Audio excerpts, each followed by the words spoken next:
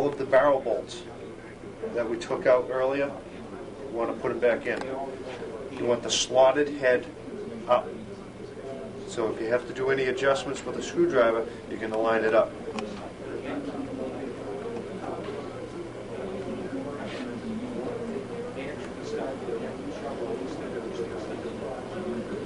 Pop those all in.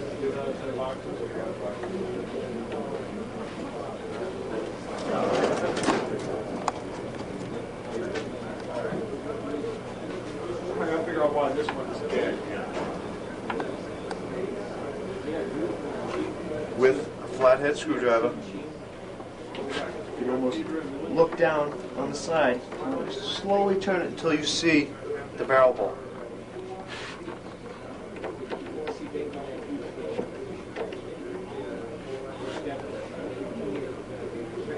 Go down easy. If you pop it all the way to the bottom, it could be too far. A lot of times you can just take a little Allen wrench, just pop it up a little.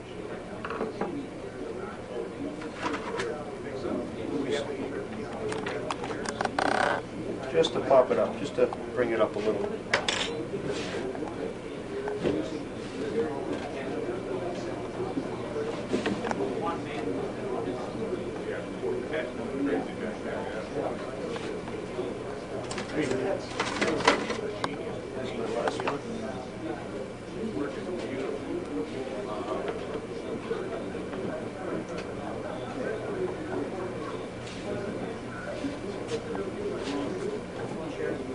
After all your barrel bolts are in, you want to replace the spring bolts.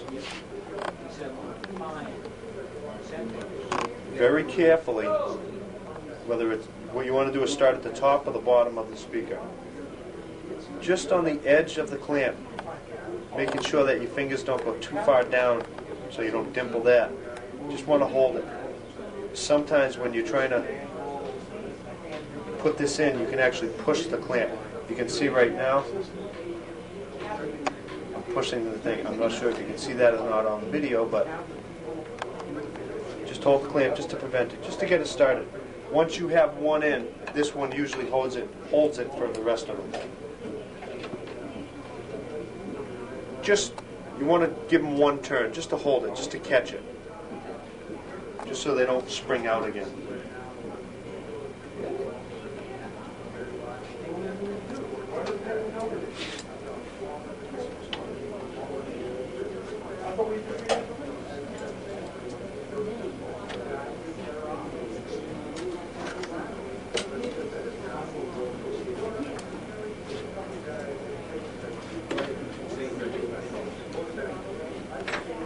Once you get to the last one, okay, that one's in. The next step is we want to put the top clamp and the bottom clamp on. One thing we didn't replace in the beginning, which we'll check out now, is the foam again. So we'll end up replacing this foam along with the other foam. This foam, just so happens, is a 1/2 inch wide by 1/4 inch thick. This is strictly for a dampening clamp. Let me go get some foam. Once you've replaced the foam on the top and bottom, take the 2 screws, put them through the holes again, just like you did on the slant side, and just come down with it to align it. Careful not to puncture the ribbon right there where those holes are. Do the same thing at the bottom.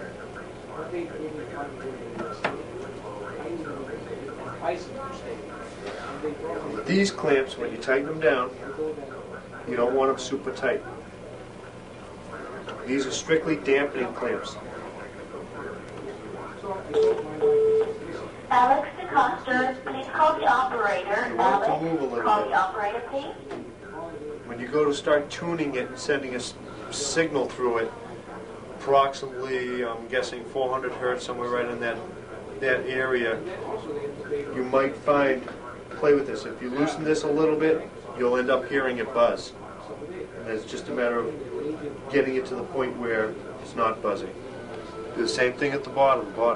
Strictly a dampening clamp. Keep your hands away.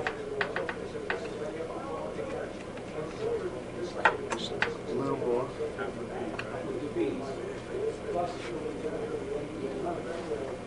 Keep in mind, if the ribbon is flexing like this and this is tight along with the bottom, it will not flex. It will end up ripping the ribbon.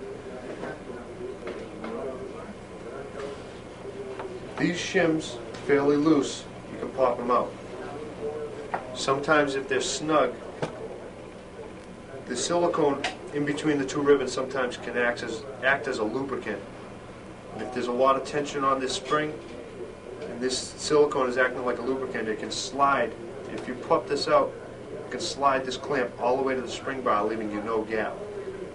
So I would probably recommend just leaving the shims right in there until the speaker actually cures. At the top and the bottom, just tap the top and the bottom.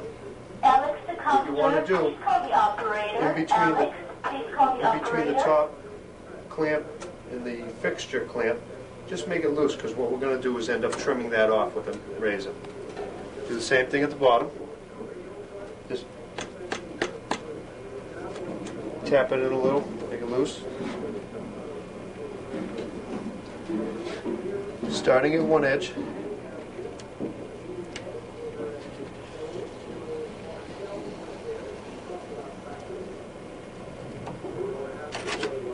Just trim it off. You want to avoid any sharp corners and edges.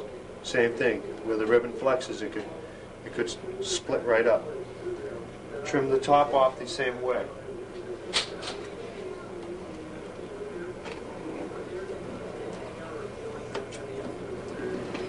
Back the two fixtures away. If you have any extra, you can just trim it off.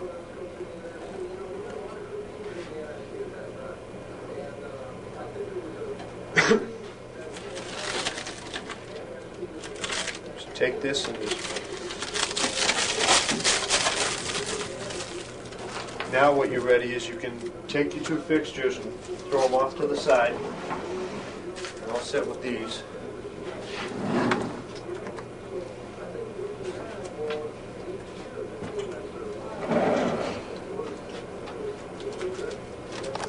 Okay, it's been a day since I've last done this speaker, and where we left off is we trimmed the top and the bottom.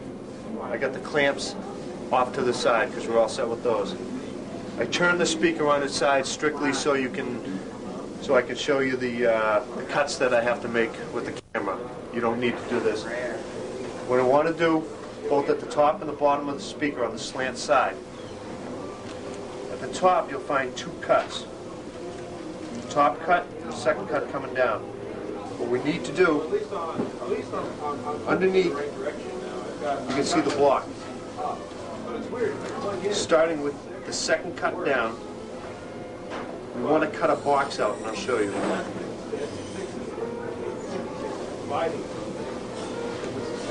Up to the second cut down.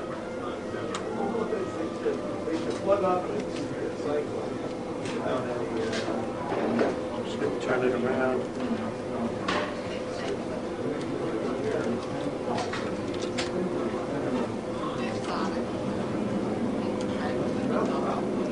What I want to do is cut a little rectangular box out, extending past the block. And I'll show you why in a minute. What we want to do now is go to the bottom of the speaker and do the exact same thing. Again, with the bottom, same thing. Second cut up from the bottom. If I need to, I'll tilt it.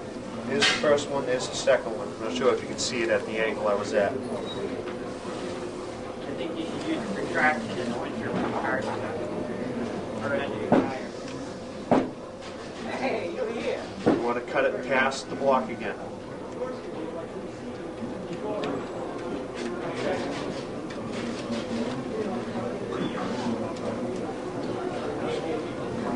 Then what you want to do is connect the two blocks. Starting at the top.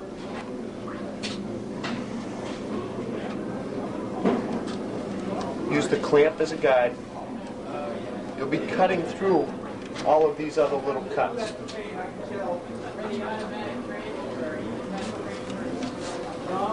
Yes, sir. Looks like we got a big chip You connected the two. Now, simply at the top or the bottom, you just lift it up. Just so you can, want to take the double-sided tape off.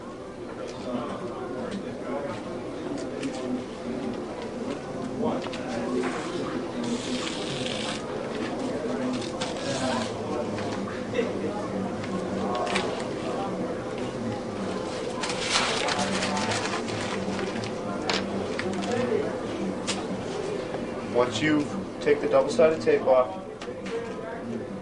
what you can do with either a wrench, quick go get,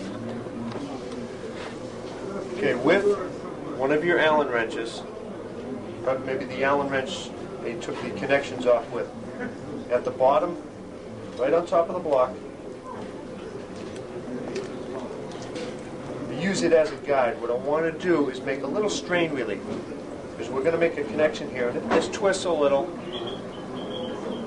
I just want to have a little slack. Just very carefully slide it out. Attach it to the block. What we want to do is do the same thing at the top. There's no connections, but I try to make it a habit to be consistent.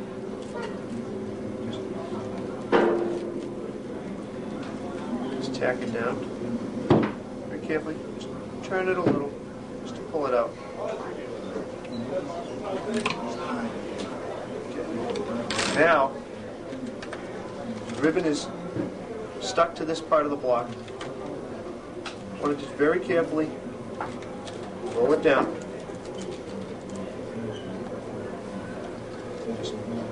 Then just grab the middle, just pull it a little. You want to just stretch it to take out some of the corrugation so you can lay as much of the ribbon down onto the double-sided tape as possible.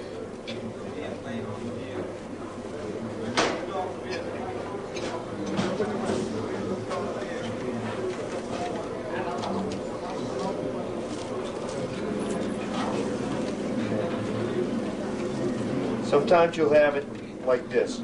Just let it lay there, you should be okay with that.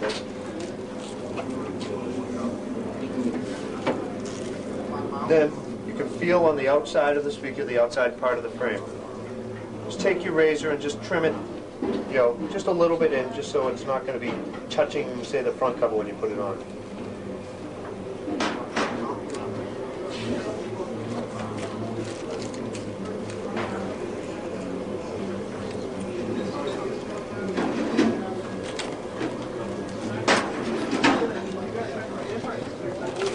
Off the excess.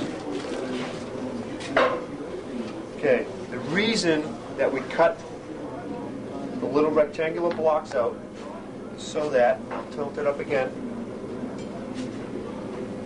you don't want this aluminum foil to be touching by any chance the aluminum foil in there. This one, in my eyes, is a little close, so I'll just trim it a little more just to make sure I'm not going to touch.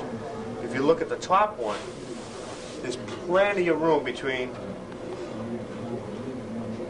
the foil. There's no chance that the foil will actually touch this clamp, short of peeling it off the double-sided tape. So what I'll do with the bottom one is I'll just trim it a little more, just so I definitely will not, there'll be no chance of it shorting out.